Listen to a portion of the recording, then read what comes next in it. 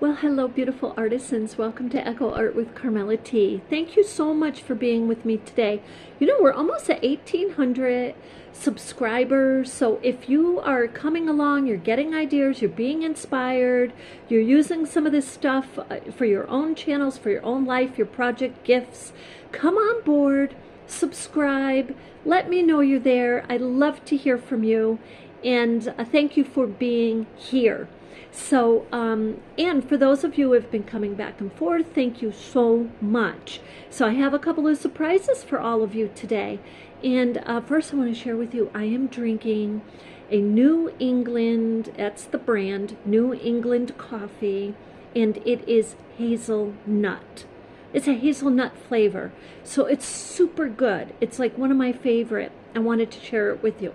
The other thing I want to share with you, for those of you who have been with me on some other videos, and you got the little joke that I have an orchid back here. The orchid is back here, and I named the orchid Lily. It's so funny that I was gifted a lily plant on Easter. And I hope all of you had a beautiful Easter. You know, I was thinking of you. And I almost jumped on and did a video, but I was using some of the time to create. And when I'm creating, I'm able to contemplate, give my mind a little freedom, let it just kind of get a different perspective, because I really believe in staying positive no matter what. Because this world has a lot of little negative tentacles, I call them, kind of all over the place. So anyway, that's just my share with you today. How through art, I kind of get some freedom of thought and get to really wonderful, beautiful, positive places. So with that, some of you, I'm going to start with this first. Okay, this is a little, let me just show you this. This is a coaster. Okay, so this is the time right now. We are at the very end of April and we are beginning May. Now, I got to sip this so I don't lose my voice. So in May, as I was talking to you previously, some of you will have remembered the videos, I said what we're going to do is kind of dive into doing smaller projects. Now, with that said, I want to just stand up for a minute. Some of you remember the Boro Sashiko apron, and I kind of went on the sides here and did a little more stitching. I just want to hold this up.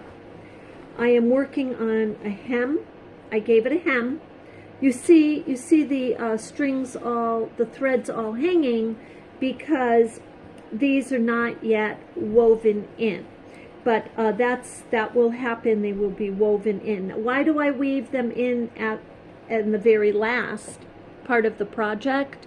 Is because as I'm going through and I'm adding more stitches, because I want a lot more stitches on this whole piece, and I'll explain to you why in a moment.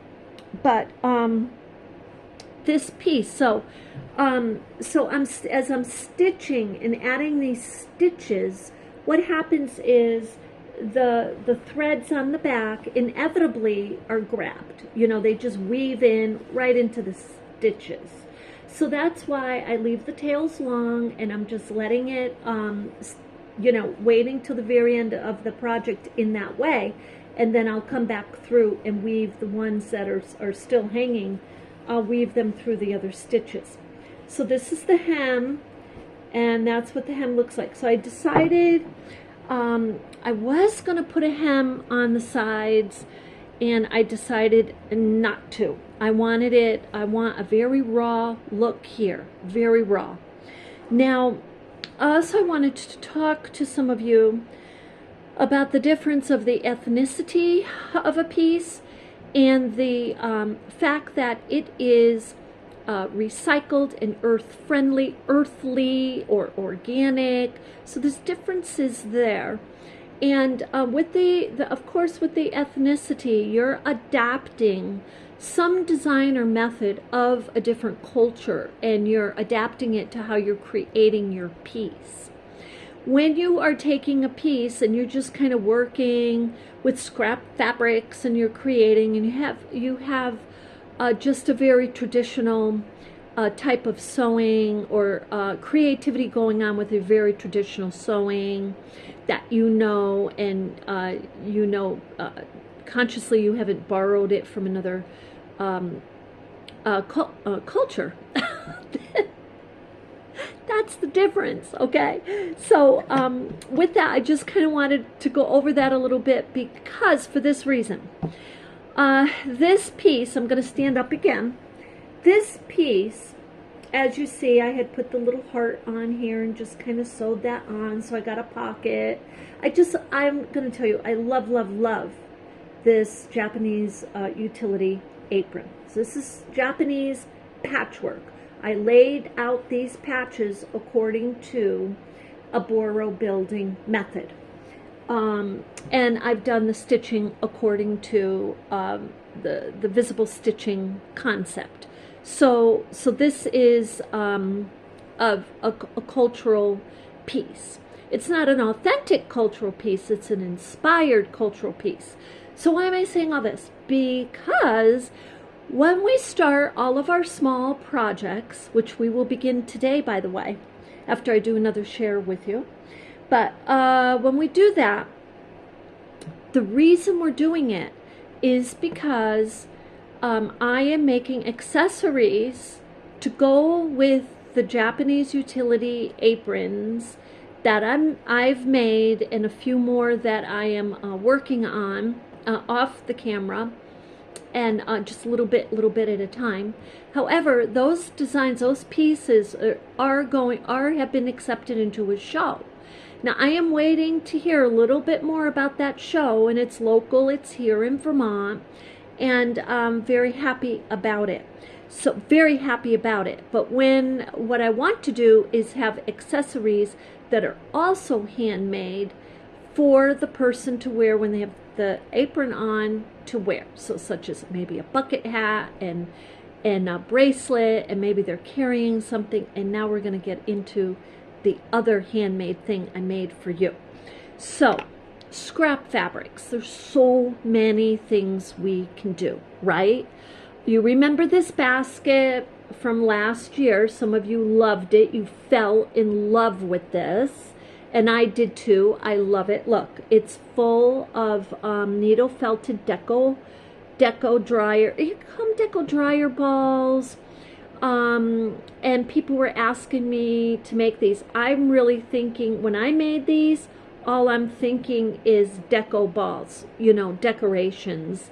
And that's kind of how I made these. And I did a whole video on these with you too on this channel. So anyway, so these are all organic. So that's just a wonderful, beautiful type of decoration to have in your house. This is sitting. This could also be a little plant, a flower pot holder. So, okay, so we made that. All scrap. Okay, this one, again, all scrap fabric, and just adorable. So this one, I have it holding my little pieces of denim. So I use both of those. I just have them right there, and use them to keep everything a little, nice and neat and in one place. So with that said, I got the idea from this one, looking at this one. I wanted to see. So, okay, first of all, I did some research. Wait, I'll tell you in a minute. I did some research. As you know, I love birds. Probably, so it was 34 years ago, 35 maybe. I did a series of Vermont birds, of the cards. I did a coloring book, which will be soon also published, because that one I did that like 30 years ago, so I'm just spiffying that up a little bit, adding a few more birds to that. Now, but with that said, I wanted to kind of research and see if there were any fabric type of nesting pieces maybe that you're able to put outside, or if there were some that they use fabrics for. So with that, I've been kind of back and forth actually for a couple of weeks now, because I've been kind of interested in it in the back of my mind, just thinking and looking and researching. And I know for a fact there's certain things, certain fabrics you do not want to put out there for the birds, right? And amongst them at the top of the list, right, are things like, of course, plastic, and things like yarns with acrylics, polyester, synthetics like that. And then and you would naturally think wool would be totally fine for the birds. However, as I was saying in my last video, wool for teeny tiny little kids, right, babies, little kids, they can be a hazard if they put them in their mouth. Wool can also be a hazard. The fibers can lift and twist around fingers. So guess what?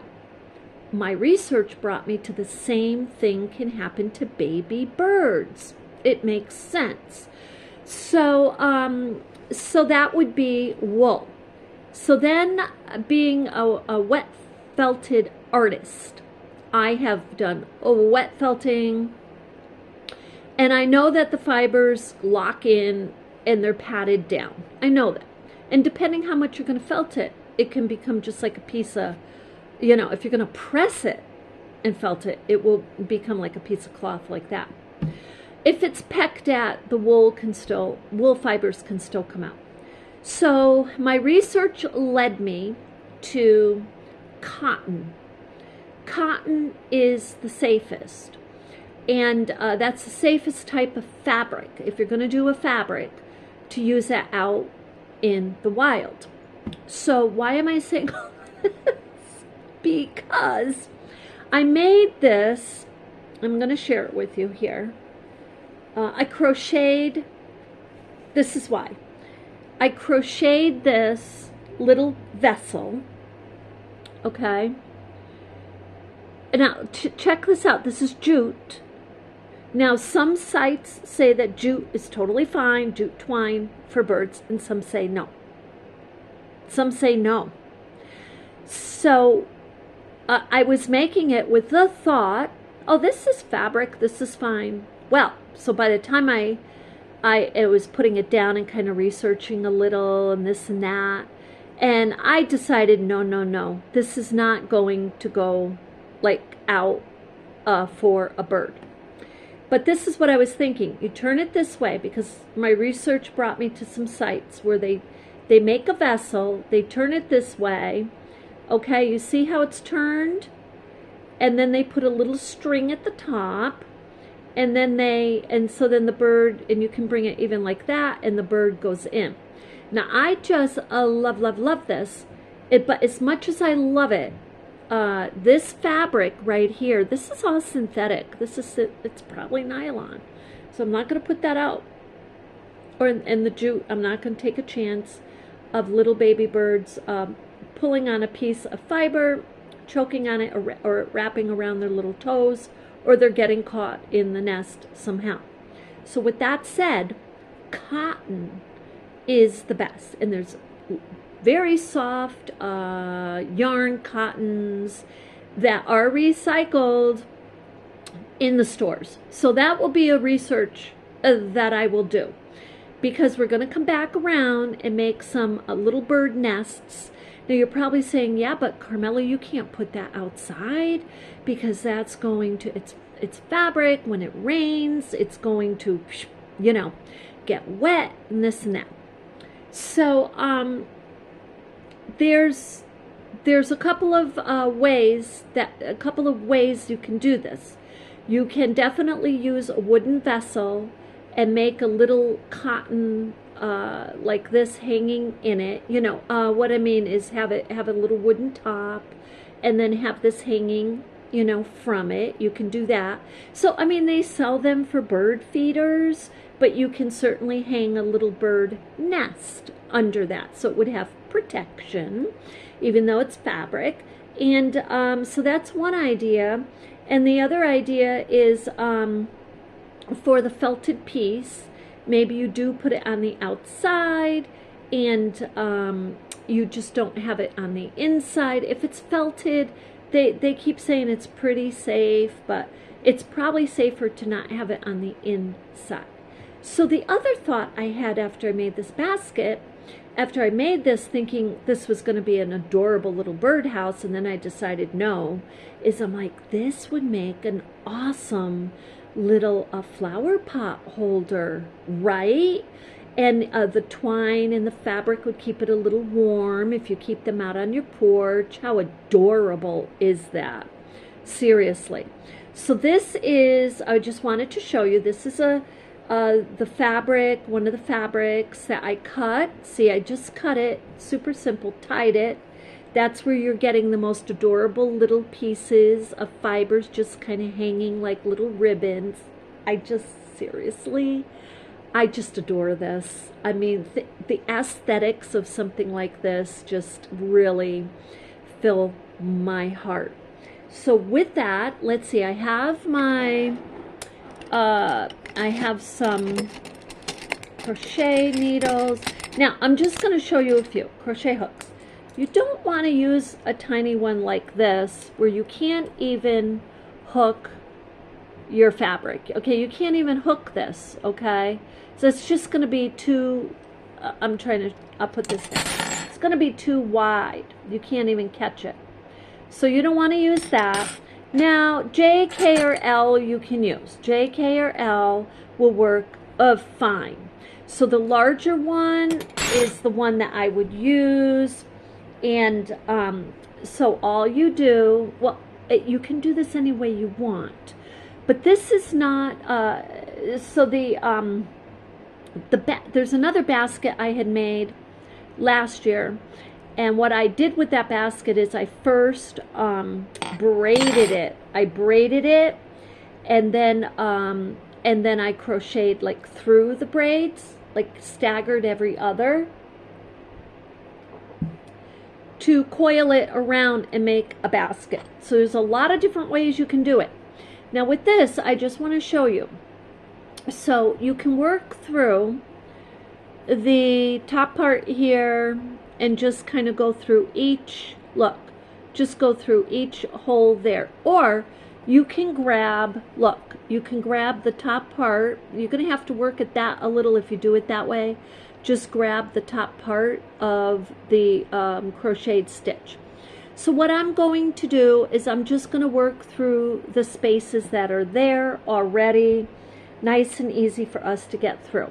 Now if I want to make this top of this vessel a little smaller, because the other thing is I can keep this just as a little vessel and I can make a top to it.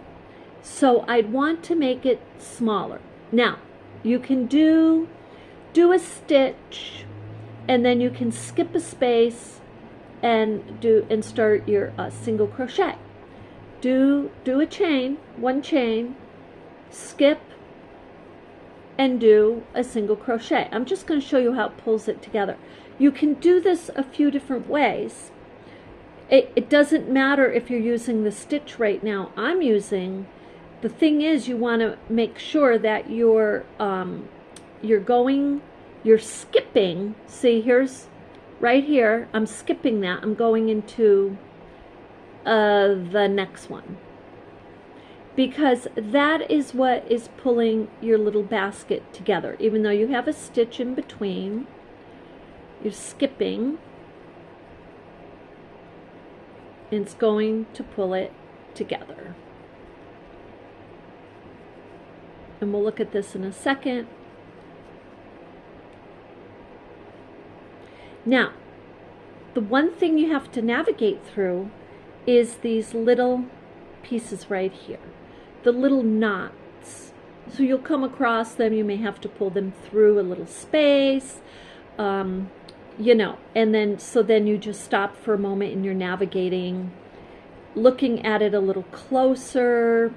So this is really coming together nicely. It's a little tighter. I have this much to go. I think I can make it.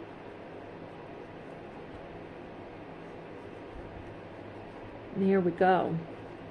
And we have one more stitch to go. Now, did I need to do a chain in between the stitches? I did not. And it depends. It would still have that same effect. Now see here, we're pulling the knot through. We're going to pull it through. This is maybe another reason to just kind of work with your spaces that are already there for you, instead of trying to go through the back stitch of your top stitches, working in the top back loop of your stitches. You can do that. Okay, but look, we have this much left, so that's wonderful. So I'm going to pull this a little bit, and I just want to pull that through. I'm going to pull that through. Now, this is, I may not have been really super clear as to why I'm focusing on accessories and the home items, but I definitely want to incorporate them into the show of the models having models. I say, who's wearing the Japanese utility apron in this show. So I think I can recruit a couple of my friends, fashionistas, I hope. So I have to figure out, I only have, let's see, maybe, I want to say 4, and I'll have to double check it, but 4 Japanese utility aprons I'll be using in the show. But maybe one lady comes walking down like this, holding this, and this has some beautiful flowers in it. So we want to keep everything related to the theme of earth-friendly recycling as much as possible to get that message out. So with that, but look how adorable that is. And so, you know, here I can cut this. I can cut this. Or, you know, I may not cut it because maybe I keep it like with a little loop like that so they can have it on their wrist. So I'm going to leave that just like it is. So anyway, that's something I wanted to share with you today. Yeah, don't be afraid to mix your fabrics. You know, if you have a bunch of fabric sitting around and you want to use it, cut it in strips, tie it, crochet it, mix it with your yarn, your jute twine, and make beautiful flower pot holders or little vessels. So with that, I wanted to share that with you. And look, I just want to show you something else. Look, when you stack these, I don't know, but look, when you stack them, look how pretty that is. I mean, and it doesn't have to be, but it's just kind of the aesthetics or the decor that you might have in your art studio, in the area you do your art in. It's just inspirational to look over and, you know, see the colors and see something you created. Gives you different ideas too. So anyway, we have that. Now, in real time, what I'm going to do is, following the idea that we're going to make small projects. This is, as you know, I have in the guild, I have these little wristlets made of denim and scrap fabrics. This one I had made specifically for Easter, for Halloween, for somebody who likes, you know, the Halloween theme. So, and I had put a little piece of fabric here to connect the denim. And I make these so they slide right on your wrist. Okay. So with that said, I have a piece of denim right here. And this is a seam. Does it have to be a seam? No, it does not.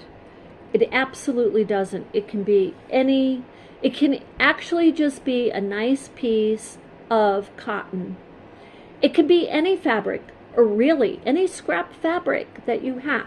So the idea is you want to, before we even decide to sew this and how we're going to sew it, you know, we can put two pieces, we can put a piece of fabric connecting it like we did this one, and the fabric is on the underneath each of the sides of the denim, or you can simply just kind of overlap it a little bit and sew it. Super duper easy. Now, if you want to design it, so I have a bunch of, let's see if I can get this turned down for you a little bit here. Yeah, I have some fabrics here, and so this is a little coaster. I don't know if I showed that to you. This is just one piece of fabric in the back, a Boro building design on the front, sashiko stitching, and then a little free-form machine stitching. We'll be making more of those too. But I thought, since I had butterflies, look, I have all these butterflies. Look at that. These were all gifted to me, just different people. And I love butterflies. So what I'm going to do, this is, and you got to remember, this is a small piece. Now with your small pieces, and I have found this absolutely unequivocally to be true. It is absolutely true. With your small pieces, you can take the same design, let's say that you had on your hat, or you had even on your apron, and you can lay them out together on the on your wristlet or necklace or bracelet or smaller piece that you're making, and you do not get the same effect. You just do not. I do not know why, but I got to the point now where I can look at different pieces of fabrics and know what's really going to go a pop on a small piece of fabric like this to make a bracelet. So I'm going to put this here, and I'm just going to cut some small pieces, and this is almost too big right now, but I'm just going to cut some small pieces. And I love this, but I love this too. I love that purple. I think I'm going to go with the purple because I just adore purple. And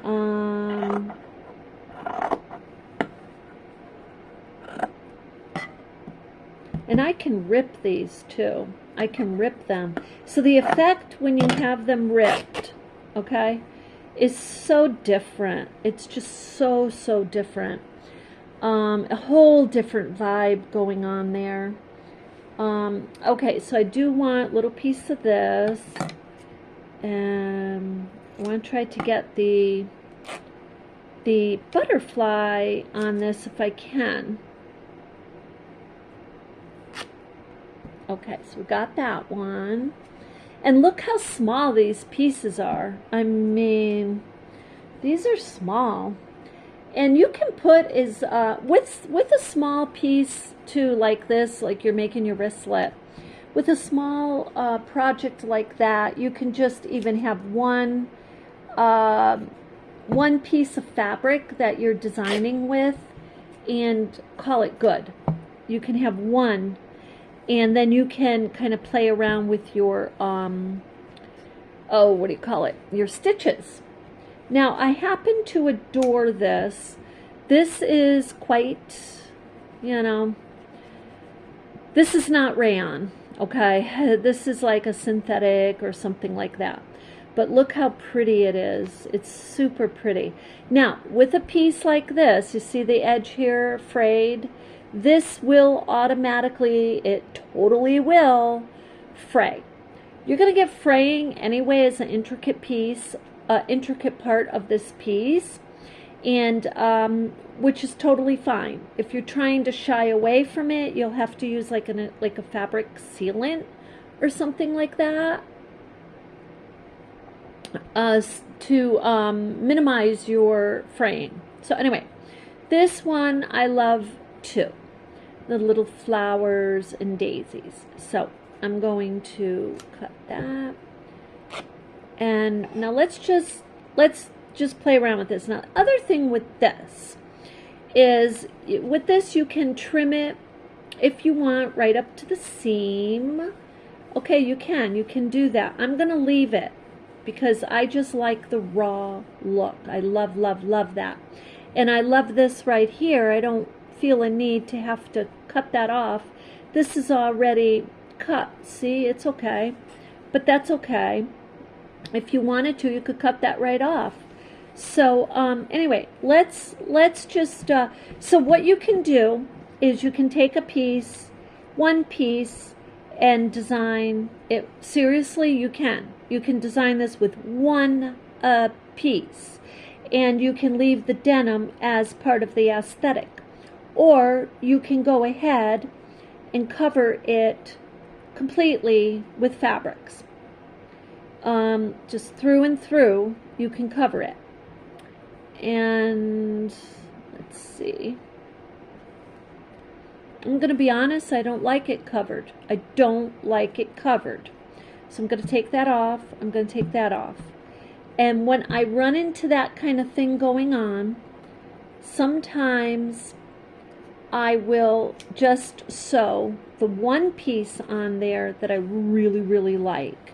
And I really, really like that.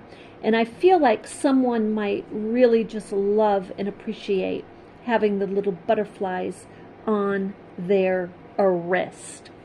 So, so with that, we'll do like that. Now I do like this. So I want to try something with the buffalo plaid. Okay. So I'm going to be honest, I totally, totally love this.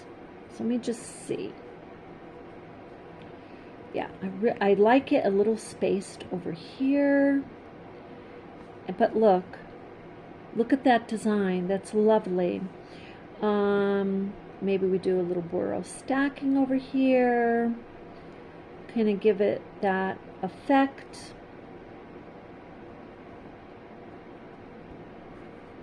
And then maybe over here we have a little purple, but this is how the designing goes. You're kind of testing out what you think might work, what won't.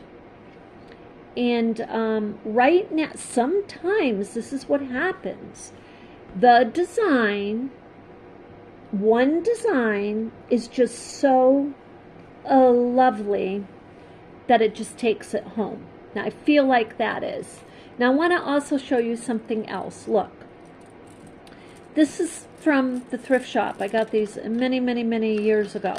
I'm serious. I've just been like, this was in a sewing basket. I have a few of these on some of my Boro Sashiko coin bags, and I have some of them on some wristlets. So what you can do is coil it, and you can make it part of, let me just do this for a moment. You can make this part of your design. I'll put it over here. Or you could put it over here. The thing is this. You're going to sew this on, which we'll do in a minute. And then once you sew it on, and you start playing around with the design like that, that's lovely. And this I would sew on. I see a lot of people doing gluing. I'm going to put this back up for a moment. Hopefully I don't lose you. I see a lot of people gluing pieces like this onto a lovely hand-sewn piece, and I just wouldn't do it because, here, I'm going to start sewing while we're talking, but I just wouldn't do it because what happens is the glue over time, it could very easily fall off of the fabric. Now, not only that, so it's like, okay, well, that's not a big deal. But then once it falls off of the fabric, it may leave the fabric damaged, you know. It doesn't look nice, and it could happen sooner than later. So the person buys this piece from you, And, you know, they go out and they're having a lot of fun and they're so happy with their new bracelet. And then that piece falls off because, you know, they're clapping their hands, or they're out, you know, they jumped in the pool, or, you know, something like that. So I would sew those pieces on, any accessories like that.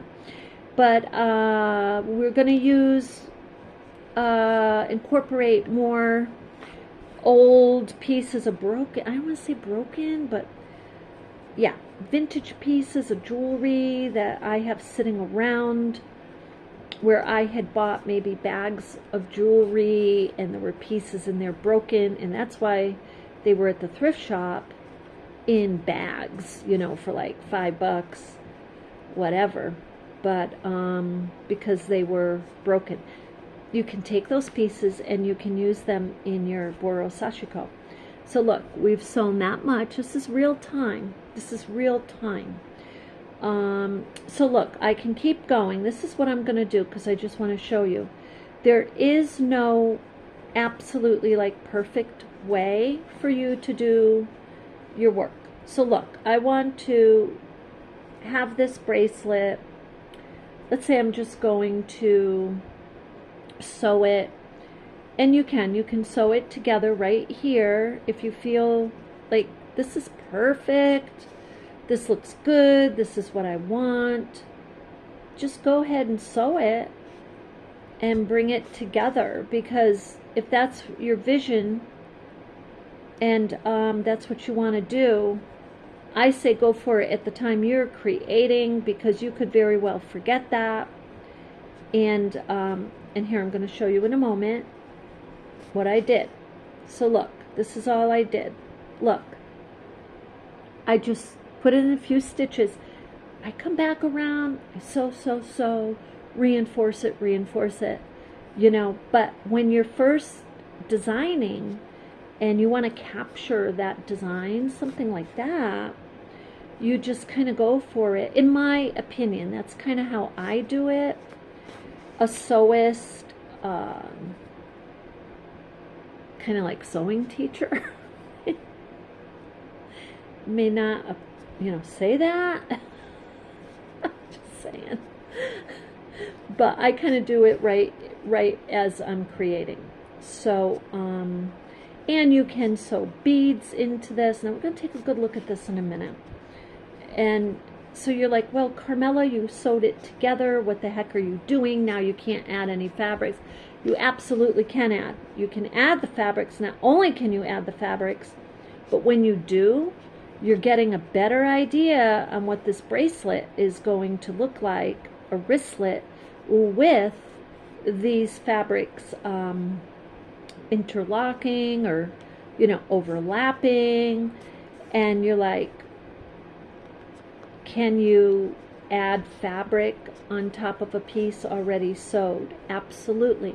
Remember, with Boro sashiko, okay, let's say they had the bracelet and they had this piece all sewn on.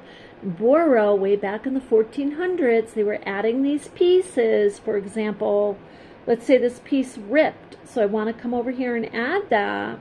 So that's the reason I'm adding it in the 1400s, is because it's ripped, it's worn, it's so worn out and torn and ragged that I need another piece. And actually, you have your fashion designers today putting a beautiful piece together and then sandpapering in a torn effect, and then, you know, maybe adding fabric on the back side of it so that it shows through. And so there's many different ways that you can do your Boro sashiko. So I'm just going to keep sewing. I'm going to keep sewing right here over my denim, because I want to get another stitch in on the wristlet there. And now, am I going to use this one in the show? I don't know yet, because I don't know. I might. I need to get together. I gotta be honest with you. I love this. butterflies. So it makes me feel like I could do either take one of the Japanese utility aprons I have of butterflies and add butterflies, or just make a piece that has butterfly designs. I don't want it to get costumey and make it like a butterfly, and I want it to be a piece that is you can actually put it on. And okay, now I'm going to end this one here. I'm just going to pull it through and end that. Okay, so I just pulled it through, and what I'm going to do is I'll tie a little knot, and then I'll pull it through underneath the quilted denim here, so that that doesn't show. So these are showing in the back. That's okay. If you don't want your stitches to show in the back here, just stitch them on your first two top layers of your quilted seam. I like them to show because they are part of the decor. They show in the front and the back is fine. So anyway, I love that, and that's, I think, just beautiful. Sometimes one piece, I didn't expect that for one piece to just call the shots, but it did, because when I put any of these up to it, I'm really not that crazy about it. I feel like it even is taking away from the butterflies. Some designs are that good. They are. So with that, I hope that you're inspired with these few projects that I have today, and I hope that you try them, and I will keep sharing with you. And some of these videos will be a little longer because I need to be able to stretch them out a little bit, at least in the next month. So with that, you have an absolutely beautiful day, and I will see you soon. A love and light.